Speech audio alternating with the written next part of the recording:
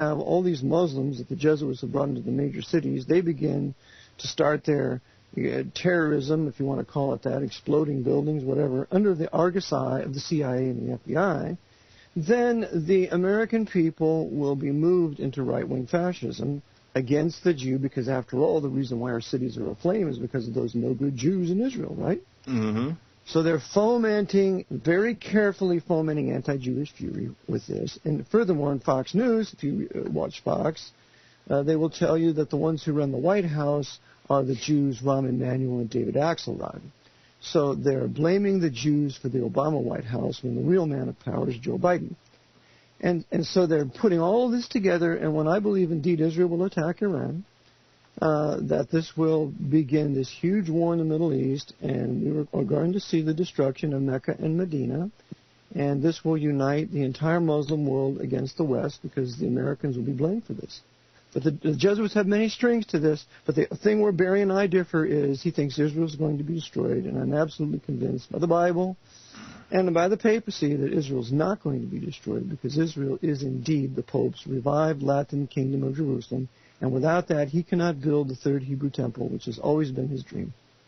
Right, so it's a little bit different. The people there, they are expendable, of course, but but the city isn't.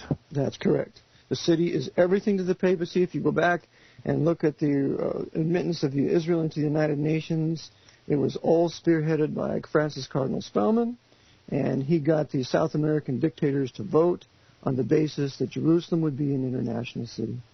Although it's an orchestrated effort here, as we always talk about, every war that we ever mention on this show that we've been involved with has been orchestrated. But this one is interesting because most every American president prior to Obama has supported Israel openly. Obama seems to be making a shift. What is their strategy here? Because Obama seems to be leaning away from Israel, right? Yes. I believe the strategy is, you see, the devil knows the curse of Genesis 12, 1 through 3.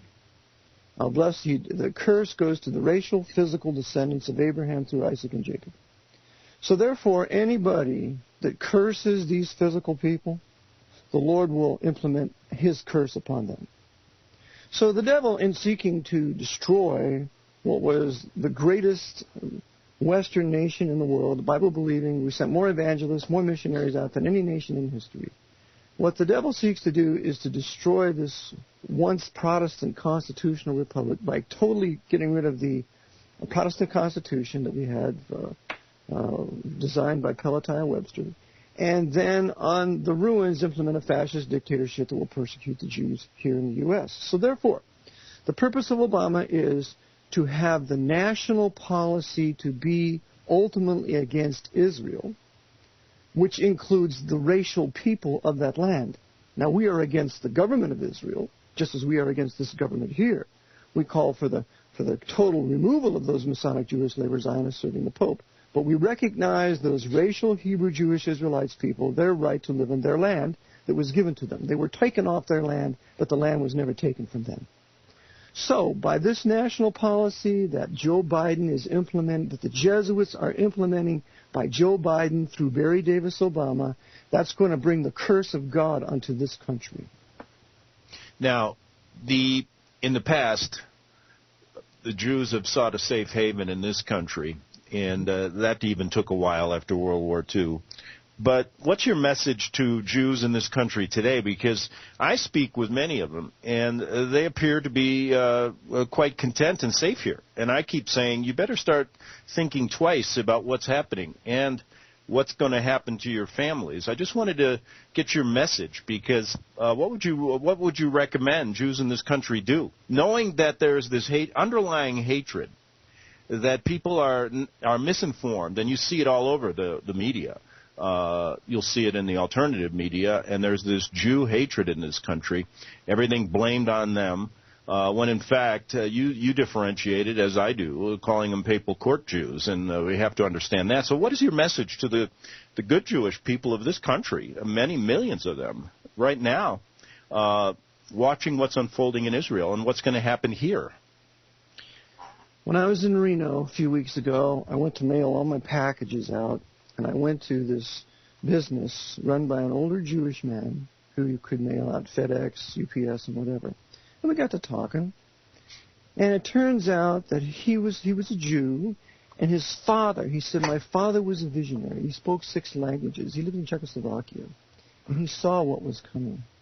And he left Czechoslovakia in 1939, just about the time the Gestapo was beginning the roundups. And he said, we came here. And he said, had not my father escaped from Czechoslovakia, I would not be here today. And I said, well, Steve, I said, what the Jesuits have done in Czechoslovakia, because the Jesuits raised up the Third Reich, they controlled the Gestapo, they did all the arrests, and they ran the cabs. I said, they're going to do right here. And he looked at me in these blazing blue eyes that he had, and he said, I would be very interested for more information on that. And I said, I'll send you a free copy of my ebook, Vatican Assassins. He said, my sister would be very interested in that too. She lives in New York. I said, okay, I'll send her one too. I'm warning the Jews of North America that they are going to be mass murdered just exactly as they were in Eurasia in the 20th century.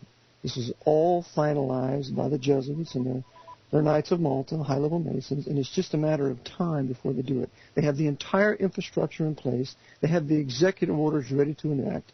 They have the concentration camps. They have the Department of Homeland Security, which was created by a Jesuit named John C. Gannon. He was a member of the Jesuit Volunteer Corps. They have everything in place. So I tell my Jewish friends that I meet, you need to leave. You need to go to Israel.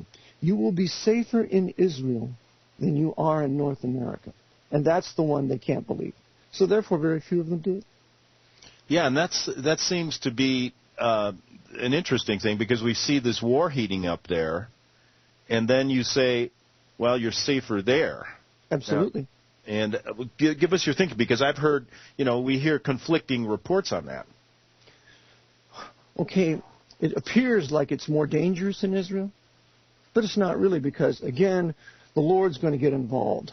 That's the land that He's gave to this racial people. He's preserved this race for a purpose, that they would ultimately inherit the kingdom of David, as promised in the book of Luke chapter 1, and that the land would be divided among the 12 tribes, as promised through Ezekiel 48.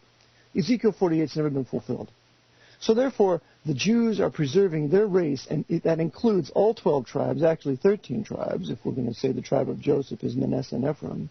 All those racial tribes have been preserved for that end purpose. Therefore, the Lord is not going to allow these people to be destroyed, and He's not going to allow this nation to be destroyed, because it's clear once that nation would be regathered, as we see in Ezekiel 38:8, it would never be redispersed again. It's regathered. It's in a condition of unbelief. They know not their God nor their Messiah, and they're going to go through the time of Jacob's trouble, according to Jeremiah 30, verse 8.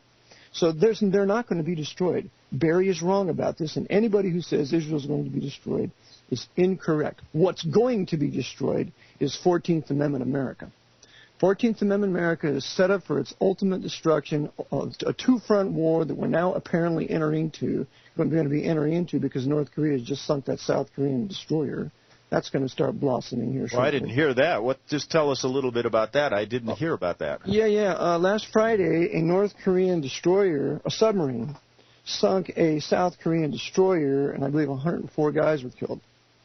So now this has put South Korea in a tizzy, and it's things like this, it's usually a naval incident that ignites the wars.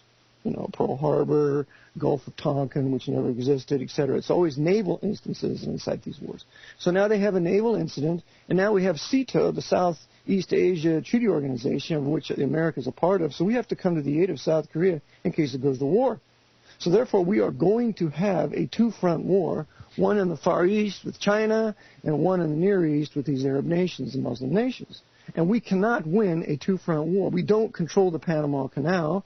The Chinese have it, and they're putting in a huge new canal down in Panama that will accommodate all their huge carriers. So we're going to have a two-front war. Ultimately, our navy will be defeated, and our coast will be open for the Sino-Soviet Muslim invasion that I talk about in my book. So what's going down is this country, and before it goes down, it's going to have to deserve to go down. And part of deserving the going down of the U.S. will be its policies of being against the people living in the land of Israel, and